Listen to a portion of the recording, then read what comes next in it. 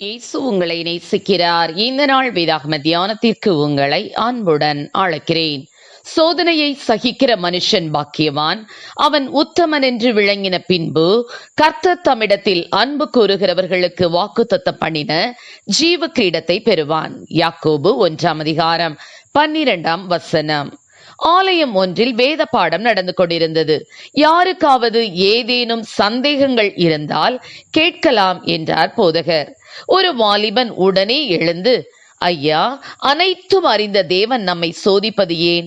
கஷ்டங்களை சந்திக்காமல் அவர் கிருபையை மட்டும் பெற்றுக்கொள்ள முடியாதா என்று கேட்டான். நல்ல கேள்வி, இதற்கு உனக்கு நாளை பதில் அளிக்கிறேன் என்று கூறினார் போதகர். மறுநாள் விசுவாசிகள் ஆவலுடன் ஆலயத்திற்கு வந்திருந்தார்கள்.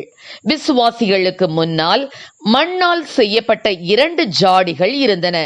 இரண்டும் பார்ப்பதற்கு அச்சு அசல் போல் ஒரே மாதிரியாக இருந்தன. இங்கே இருப்பது என்ன? இவற்றில் ஏதாவது வேறுபாடு தெரிகிறதா என்று விசுவாசிகளை பார்த்து கேட்டார் போதகர். 2 ஜாடிகளும் ஒரே இடத்தில் தான் தயார் செய்யப்பட்டவை, ஒரே கொள்ளளவு கொண்டவைகள் அவைகள். இவற்றில் ஏதேனும் உங்களுக்கு வேறுபாடு தெரிகிறதா என்று விசுவாசிகளிடம் கேட்டார் போதகர்.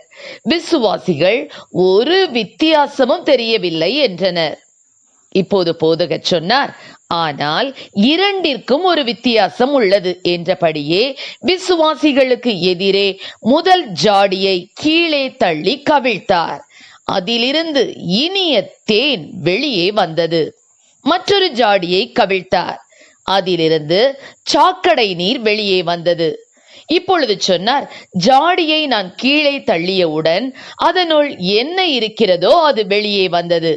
அதை நான் கீழே தள்ளும் வரை அதற்குள் என்ன இருந்தது என்று உங்களுக்கு தெரியாது. 2ம் ஒன்றுதான் என்று நினைத்துக் கொண்டிருந்தீர்கள். வித்தியாசம் உள்ளே இருந்த பொருளில் தான் இருந்தது. அது வெளியே தெரியாமல் இருந்தது.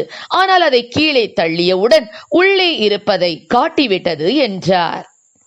தேவன் நமக்கு தரும் சோதனைகளும் இப்படித்தான். நாம் சோதனைகளை சந்திக்கும் வரை சகஜமாக நல்லவர்களாக இருக்கிறோம். ஆனால் சோதனையை சந்திக்கும் போதுதான் நமக்கு உள்ளே இருக்கும் நமது உண்மையான குணம் வெளியே வருகிறது. நமது உண்மையான எண்ணங்களும் நமது மனப்பான்மையும் வெளிப்படுகிறது. நமது உண்மையான குணத்தை பரீட்சிக்கவே தேவன் சோதனைகளை தருகிறார் என்றார். கெட்டவர்களுக்கும் சந்தர்ப்பம் கிடைக்காத நல்லவர்களுக்கும் பெரிய வித்தியாசம் இல்லை என்பதை தேவன் நன்கு அறிவார். தேவன் நம்மை சோதிப்பதும் நமது உண்மையான குணத்தை நாம் அறியவே, அவர் அறிய அல்ல. அவருக்குத்தான் உள்ளே இருப்பது சந்தனமா அல்லது சாக்கடையா என்று நன்றாக தெரியுமே. அவர் அப்படி சோதிப்பது நம்மை நாம் தெரிந்து கொள்ளவே. நம்மை நாம் அறிந்து கொண்டால்தான் நம்மை திருத்திக் கொள்ள முடியும். இல்லையெனில் நமது தவறுகளை திருத்திக் கொள்ள நமக்கு வாய்ப்பே கிடைக்காமல் போய்விடும். ஆம் பிரியமானவர்களே, மனுஷருக்கு நேரிடுகிற சோதனையே இல்லாமல் வேறே சோதனை உங்களுக்கு நேரிடவில்லை. தேவன் உண்மையுள்ளவராயிருக்கிறார். உங்கள் திராணிக்கு மேலாக நீங்கள் சோதிக்கப்படுகிறதற்கு இடம் கொடாமல் சோதனையை தாங்கத்தக்கதாக சோதனை கூட அதற்கு தப்பிக்கொள்ளும்படியான போக்கையும் உண்டாக்குவார். சோதனையை சகித்து உத்தமன் என்று விளங்கி ஜீவ கிரீடத்தை பெற்றுக் கொள்ளுங்கள். கர்த்தர் நம்மை ஆசீர்வதிப்பாராக. ஆமென். ஜெபம். எங்களை அதிகமாக நேசித்து நடத்துகிற எங்கள் அன்பின் பரலோக பிதாவே, அப்பா, சோதிக்கப்படும் போது சிட்சிக்கப்படும் போது கர்த்தாவே சோதனையை சகித்த ஆண்டவரே, அப்பா, ஜீவ கிரீடத்தை பெற்றுக்கொள்ளக்கூடிய கிருபைகளை தேவனீர் கொடுப்பீராக ராஜா. ஆண்டவரே ஸ்தோத்திரம் ராஜா. ஒவ்வொரு நாளும் கர்த்தாவே ஸ்தோத்திரம் ஆண்டவரே.